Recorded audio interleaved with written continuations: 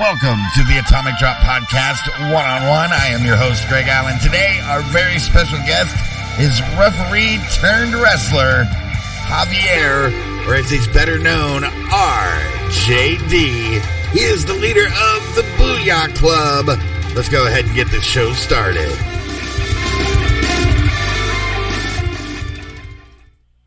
That is right, ladies and gentlemen. It is another episode of the Atomic Drop Podcast, One-on-One. I am your host, Greg Allen, and here on One-on-One, we like to go one-on-one with our superstars involved in the sport of professional wrestling, whether it's the big guy up in Stamford or it's the little guy on the indie scene.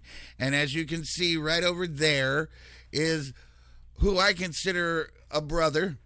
He is the leader of the Booyah Club. He is a former referee for Atomic Revolutionary Wrestling, and he became a wrestler. I'm talking about none other than Javier, or as he's better known to his loyal Booyah Club fans, RJD. What's going on this afternoon? I thank you for joining me. Hey, Mr. Allen, how you doing? First and foremost, thank you for having me on the show. How you doing today, brother? I am doing good. The sun is shining and life is good. At least I woke up on the right side of the ground. You know what? You're right about that, good sir. You are right about that. So, like I said, here on One-on-One, I like to keep things casual. We talk about anything and everything. And I like to ask all of my guests, this is always my first question. When was the first time that you fell in love with professional wrestling? You know, that's a good question. I've always been a fan of professional wrestling, but what made me fall in love, I want to say it was the year that Bret Hart won the King of the Ring tournament. Watching him go against like the bigger guys like Bam Bam Bigelow and Razor Ramon, aka Scott Hall. It showed me that even though you're small in stature, you can win against anyone. You can topple any giant if your heart is in it. And Bret Hart did just that. Became King of the Ring champion. It was an amazing moment for me, and an amazing moment I feel in professional wrestling. All right. So growing up and, watching Bret Hart win King of the Ring, and I do remember that moment. That was a pivotal moment in Bret's career. Did you, growing up, were you actively involved in any sports, maybe like baseball, basketball, stick throwing, anything like that? Yeah, I was active in a lot of sports. I ran track and field from public school up until high school. I transitioned over into amateur boxing, actually. I did amateur boxing for about 12 years of my life. I have an amateur record of 22-1 as an amateur, which is really awesome. I boxed in different states in different countries as well. I boxed in Germany. I boxed in Russia. I had a very short stint in Puerto Rico where I boxed out there as well. Then I transitioned over to MMA, which is like really fun. I trained in Fight House in New York City. Where else did I train at? Angels Gym in North Carolina. Evolution Muay Thai out here in Castleberry, Florida. Did some jungle MMA. I mean, I've been around. I've done my fair share. Wow. Now I really don't want to mess with you, and I'm glad I'm your friend because you are my friend. You got like that true fight thing going on. Yeah. So, I'm calm. I'm cool though. Kind of off the wrestling thing or sports thing.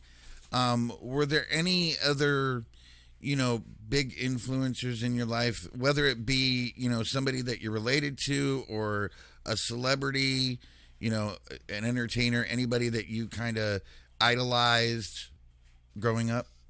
You know what? Yes, there's been tons of wrestling influences growing up. Shawn Michaels, Rey Mysterio, the 1-2-3 Kid. Remember that night on Raw, he beat Razor Ramon? Yeah, that right there was a pivotal moment. There's been tons of people that came along the years. Watching ECW talent like just incredible. Watching Psychosis and Rey Mysterio go at it. Watching Dean Malenko, Lionheart, Chris Jericho. You remember that guy? Yep. Oh, man. Let me see. Who else can think about? People that did it and didn't really have a good Barry Horowitz, the ultimate underdog. Yep. Just to pat himself on the back. There's been tons of influences. Now, from the professional level, I actually broke into the wrestling training scene with Mikey Whipwreck, former ECW wrestler, and in Deer Park, New York. He gave me a shot to start training with him and his wrestling organization, LIWF, the Long Island Wrecking Crew. It was what it was called back then. We trained with wrestlers now as Kurt Hawkins, Mm-hmm. um, Matt Cardona, which is known as Mr. Woo Woo Woo himself, Zack Ryder, Yep. John Silver, who's part of the Dark Order in AEW. I mean, there's been tons of wrestlers that came out of Mikey's school who made it to the big time, who transitioned. You call him Maverick. That's not his name anymore. Trent Beretta. Yeah, so there's been some real serious talent to come out of Mikey's school. Yeah, definitely. Not to put any disrespect towards any wrestling school, in Florida, but definitely some A+ talent there. Definitely. And I'm pretty sure anybody who watches this will understand what I'm saying when I say that. So, you're growing up, you go through school. Were you a popular kid in school, or were you just like a quiet, shy guy? Because to me, since meeting you, you don't seem like the type of guy that's gonna shrink back. Because I remember when I first met you, you shook my hand. We just started talking. It like we've been friends for 25 years. But I know people change over time. So, like going through your school years, were you that guy that kind of held back and kind of reserved, or were you always, up front, in your face, personable? I'm not gonna be that guy to sit here and try to boast myself up because my friends will call me out on my BS. In the beginning, I was quiet. I was kind of shy, but I transitioned once I realized I just have this natural energy that people like to be around, and just cracking jokes and just being that release factor for a lot of people, it has made me more comfortable in my own skin. I'm not a guy of big stature, so it's not like people looked out for me like, oh, here comes this guy. I'm only 5'6", 190 pounds. I'm not a big guy, but growing up in school, being the shortest guy in class, I had to have something to where people, wanted from me, and me being the funny guy was that, and not realizing I just had this natural knack for this responding, like rapid fire to anybody that had something to say. It became natural to me. And people love hearing me just crack wise jokes or just doing, class clown type stuff. Mm-hmm. But yeah, I became that guy relatively quick once I realized that got me over, as we say in the wrestling business, with a lot of people. I was definitely over with my classmates, not with my teachers. So you started out as the shy, reserved kid, and by the time, your school career was done, you were pretty much, earning that title of class clown. Now, before we go any further with this interview, I'm looking over your shoulder in the corner there, and I know our viewers are probably going to put a comment saying, "Why do you still have your Christmas tree up? Christmas is way over." Why do you still have the Christmas tree up? This is a green screen behind me. Oh, okay. I think you need to get a new one. It's all right. I like it. Because the Christmas tree... now we know it's a green screen, folks. Don't give him a hard time for having a Christmas tree up. At least we know he's always in the spirit. Yep. It's going now. You see? Do you see it now? So, you said you trained, at Mikey Whipwreck School. Mm-hmm. Went through with some of those top names like John Silver, Matt Cardona, who, ironically, made his Impact debut last night at Hard to Kill. So congratulations to Matt on that. Let's go ahead and just fast forward to, Atomic. And I know you've probably been elsewhere, but, we're in Atomic. You came in as a referee. Did an awesome job at that, by the way. One of the more entertaining refs beside Rodney that we've had. What was that like? You're a wrestler. You trained to be a wrestler. What was it like for you to be in that referee role? Did you have that itch to want to like maybe wrestle that at that time, or were you biding your time? You know what? Very good question, Greg. It's two parts to this. One, I was recovering from a motorcycle injury, and I wasn't yet cleared by my physician to go to have physical contact of that degree. So I just, I still wanted to pay dues to the sport and help any way I could, and Alex Red gave me that platform, as well as other places, Kyle Blizzard, Alex Porto, um, everywhere I went, Poppy Davis, everywhere I wanted to go as a ref, nobody said no to me. Everybody, greeted me with open arms, and I love that. And Alex Red, day one, was like, "You want it, you got it." I didn't have to prove myself. I didn't have to earn myself. I just came to him man to man, and I asked him for the position. He looked at me and said, "You got it." Thanks to Jason Dugan, I think he had some say so in that as well. Jason Dugan and myself, we trained at 2.0 together, along with other ARW talent. I just wanted to give back, and I just knew that I needed time to just let my body heal before I can get back into the physical sport. And once my doctor gave me the green light, I was like, it's time to turn that switch on and show the world what I want to do. Give my God talent and just entertain the people. And you certainly have done that, because once we learned that you were going to make your in-ring debut, which was in a battle royal. It was. It was the big ref turned wrestler story.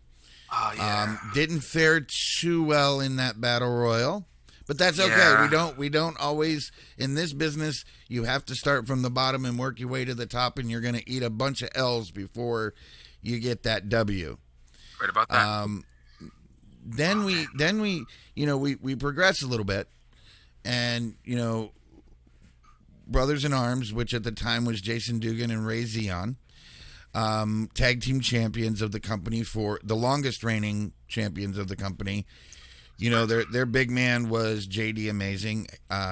Because of COVID and other things, JD was not available to be at the shows, and all of a sudden here we see Javier coming out with Brothers in Arms, but not to make, it wasn't making Jason and Ray happy.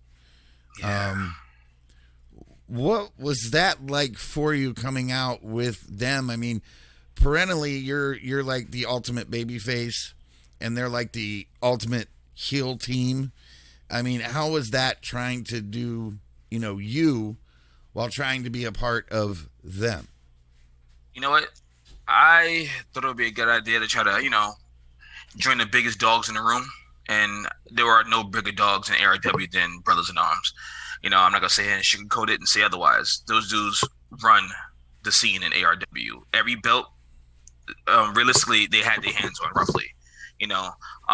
Longest reigning tag team champions, that's a historic run right there. How many teams have they came across and beat? How many people have challenged them and failed? I want to be a part of that regime and offer them something. I see they had a man down. I want to be the man to step in, step up for them. But unfortunately, we didn't have any prior conversations about me doing that. I just decided to come out there and just offer my services, and they wasn't too happy about that. I noticed, because once you grabbed one of their belts, they were none too happy. No. And I guess they were afraid that you were going to cost them a match, and they weren't looking to take that L. So, yeah. But we affectionately on commentary dubbed you RJD because of JD Amazing. Yeah. Now I know the story behind this.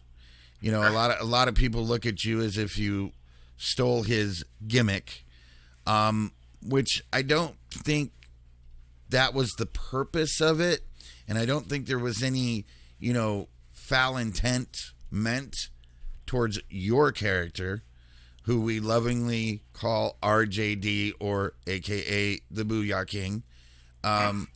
What was it? I know you said that you had conversations with JD, and JD's a big man. He's impressive in that ring.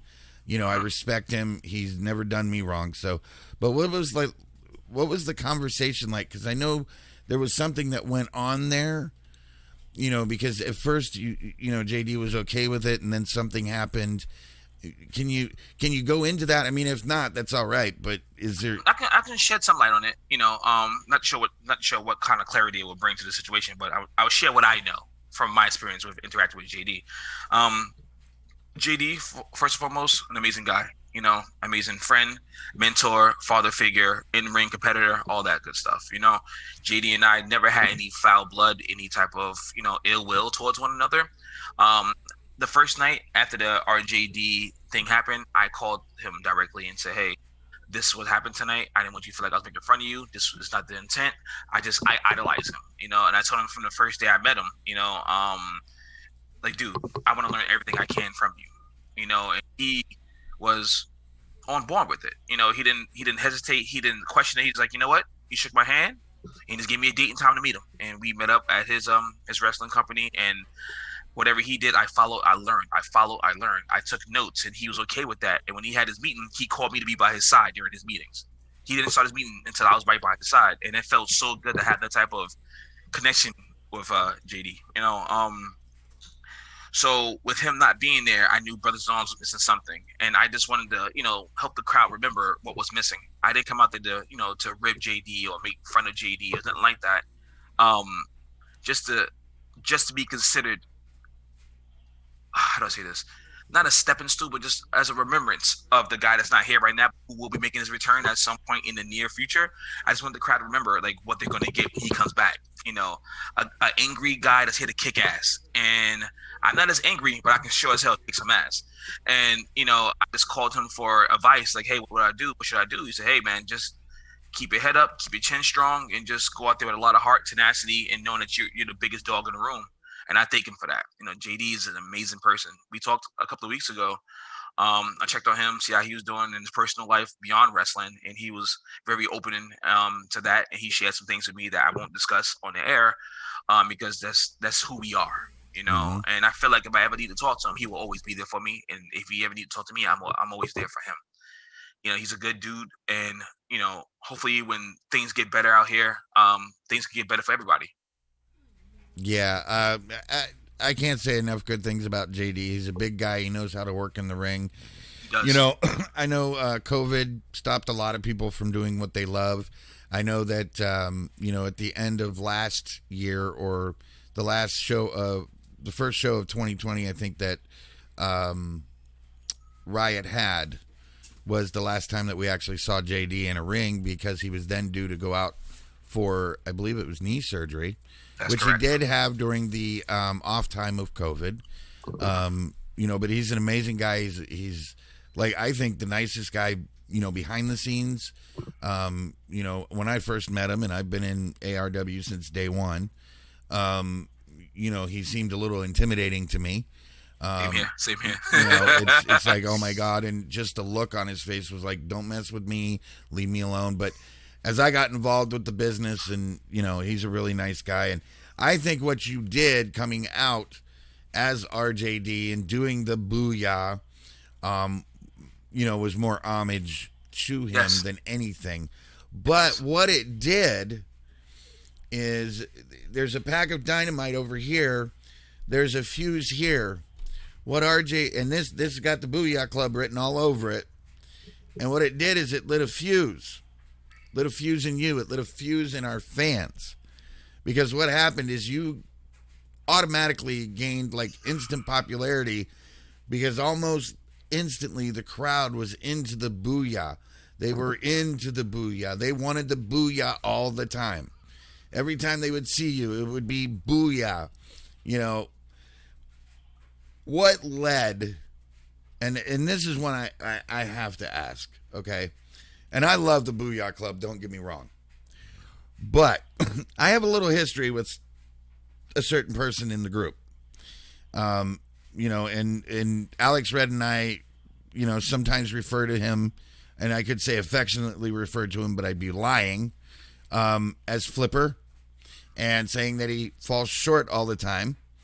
But Sean Howley. Yes. What possessed you to team with Sean and make him a part of the Booyah Club? That was a tough choice. And honestly, when you look back at Sean Hawley's track record, the championships, the accolades of Sean Hawley's willing to do whatever it takes to get the job done. And I've seen him do it in other organizations, matches. I remember when he attacked Zach. Not attacked Zach. I remember when he pinned Zach for the title when Zach was unconscious at 2.0. I remember what he did on the cruise, Victory Cruises. I seen all this firsthand.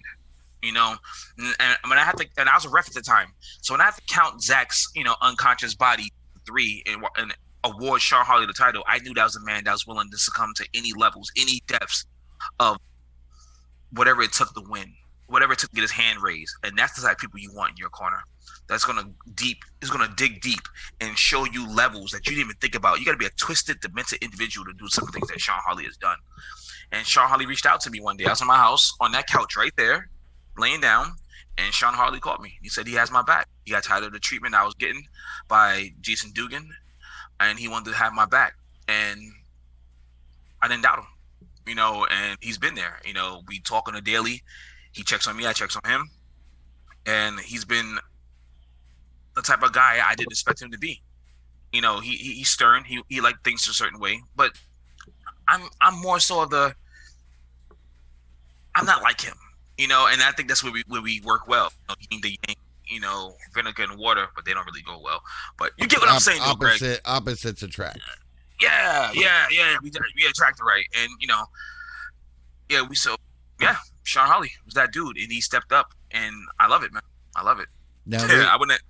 Yeah.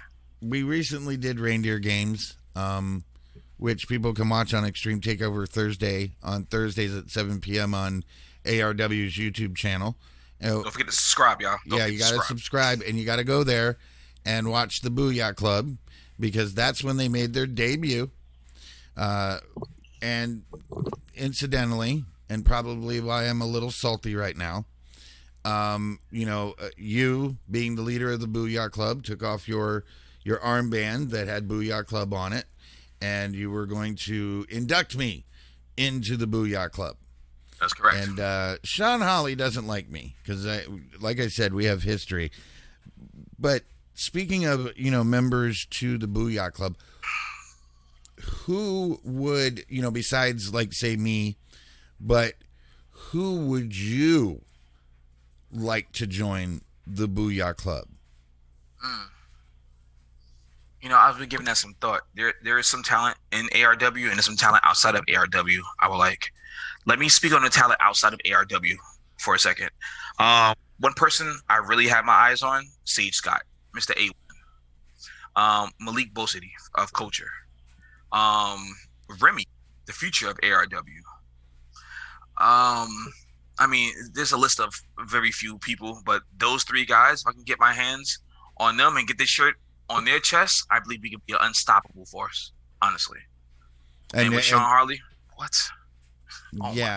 Just it's hard of me to think because I look at the Booyah Club and I see a fan favorite with you, perennial fan favorite, and then I see Sean Holly, who has been, and no offense, Sean, but we can say it. Yeah, been a dickhead, for most of his career. But I think, in my opinion, I would rather see him teaming with you and be a part of the Booyah Club than be a part of, shall we say, Team Sean John with Johnny Atomic or John Wagner, whatever you want to call him. Rock and roll McDonald's. Rock and roll McDonald's. I was trying not to go there, brother, but ultimately, what is the goal of the Booyah Club? I'm gonna be serious for a moment, Greg. There's a debt to collect in ARW. Sean and myself, we are debt collectors. Whether it's Alex Todd, whether it's D3, whether it's Wes Briscoe, we don't care who you are. If it's a debt on your head, we're going to collect it. And the debt we're going to collect at the next show is the Tag Team Championships. Myself and Sean Harley against Jason Dugan and Brothers in Arms 2.0. ARW fans is going to see a hell of a match, and most importantly, they're going to see new Tag Team Champions in the form of the Booyah Club. And I cannot stress this further enough. Yes, we've been down and out in the past, but this time we're coming with something you've never seen before. Pure, unthrottled, I don't want to say the words because it's gonna sound criminal what I want to say next. But just know, and I'm saying this with everything in me, Greg, I'm going to kick Jason Dugan's ass. I don't give a damn who his partner is. Jason Dugan made this personal. You can tell him I said this. Tag him in this video. Tell him I said he made this personal. All I wanted to do was be a part of the Brothers in Arms, and be a part of somebody and help him out. And he could even accept my friendship. He talks crap about me to the 321 screw crew. How I'm a nuisance, how I'm just a lackey, and all this other stuff. I was there for you, Jason. I was there for you. I didn't ask for any payment. I was there to help you. When you need help with your bags to the car, I lended my services. When you needed food for your ferrets, I went to the store, got food for your ferret. I didn't have to do that stuff. I chose to. I considered you a friend. Now, February 19th, I consider you my opponent. And it's time for me to collect the debt. And what he's referring to is the Booyah Club taking on Brothers in Arms for the vacated Eastern Tag Team Championships for Shockwave Wrestling under the AIWF Wrestling Federation. Those titles are currently vacated, but an agreement between Atomic Revolutionary Wrestling and Shockwave Pro. This match has been set in stone, and we will also see the newest member of Brothers in Arms, make his ARW debut. And that's in one of our 3 VIP matches at All Out War Chapter 5 at the Space Coast Convention Center. Go get your tickets, eventbrite.com. Very, very, very limited tickets left. Once they sell out, that's it. We will not have any at the door. But please bring your money so you can buy that really cool Booyah Club t-shirt and, the other wrestlers' merchandise. So this big tag team match coming up on the 19th, you've already put your stance on that. But ultimately, looking beyond this, is there going to be a time when, I know you have yours and Sean has his dream opponents, but every wrestler's dream when they get in the business is to win a championship. Is it a goal for the Booyah Club to eventually face our tag team champions and wear that gold? And if you say no, I'm gonna be sad. I'd be lying to you if I said I didn't. That is the goal, Greg. That is the ultimate goal. Become tag team champions. The raise don't builds up and high until our periods that we did it. We made it. That's every tag team's dream. If you come in as a tag team and don't have ambitions of being a champion, then why the hell are you even doing it? Why are you even there? Yes, our goal is to become champions. If we can become multiple champions under multiple organizations, that'd be even greater. But the first step is ARW Tag Team Champions. Whoever they may be at the time that you guys get that shot. Doesn't matter who they are. Doesn't matter. No offense to the current champions, Headbangers, Legendary Tag Team. The Awakening is going to be their opponents at the next event. If it's them, then unfortunately we had to collect the debt on them. The debt will be collected. That's going to be a monstrous match, by the way. Yep. Now, speaking of, I just said that, the tag team championships. And for the Booyah Club, what would be the ultimate tag team to face in any promotion, including the major leagues? Who would be your dream tag team to face in a match? Wow. My dream tag team to face, whether it's professional or indies, is that what you're saying? Yes. Undisputed Era. Undisputed. I can see that. Yeah. I would love to have that match. Adam Cole, Roderick Strong. Even I prefer Kyle O'Reilly and Roger Strong versus myself and Sean Harley. It would be a hell of a match. I could see that match happening. Alex Red, if you can make it happen, please. please. This not be sanctioned. I sign off on it. I would love to have a match like that. Just know what them guys can do and know what we can do. And what we got planned. Something we haven't done yet. It's gonna surprise a lot of people. And when it happens, people gonna be blown away by our in-ring chemistry, as well as how well Sean and I are gonna work together. Because we've been putting in extra hours training together just to make sure that we mesh well in the ring. The big thing is this. Jason and his new partner, they don't have any training time together. Sean and I, we got plenty of training time together. So that's the advantage we have going into our match against them on the 19th, which is going to be awesome. So unfortunately, and I'm going to open the curtain to the Atomic Drop podcast here. We have to use free stuff because we have like no budget.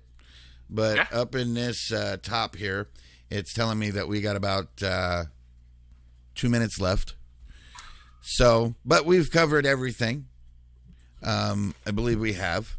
So make sure that you get your tickets today. They're very limited. To check out RJD, the Debt Collector, Sean Hawley, also known as the Booyah Club, get their shot for Tag Team Gold against Brothers in Arms on February 19th. Now, go ahead and tag your socials, man. Give everybody your socials. That way they can follow and like. Guys, girls, everybody listen. First and foremost, I want to say thank you for watching this video. If you want to follow me, I'm easy to find, Javier Anthony, or you just type in King Javier on Snapchat, Instagram, Facebook, KingJaviaire. You can find me on multiple platforms. Hey, you can find me on PSN. If you play PS4, you can find me on there as well. I'm always gaming. So, guys, thank you for viewing. And, I hope to see you guys at the show. Let's do this. Booyah! All right, well, that brings us to the end of another episode of Atomic Drop Podcast One-on-One. My very special guest, Javier, or as we like to call him, RJD, leader of the Booyah Club, or president. Yeah, I would say president sounds better. Yes. A little bit more regal. Well, RJD, I want to thank you for joining me, and we'll definitely have you on again, and maybe we can, once Sean stops disliking me, maybe we can get him to come on too with you. Hey, I would like that as well. We'll work it out. All right? All right. Make sure to join us for another episode of the Atomic Drop Podcast One-on-One, coming soon.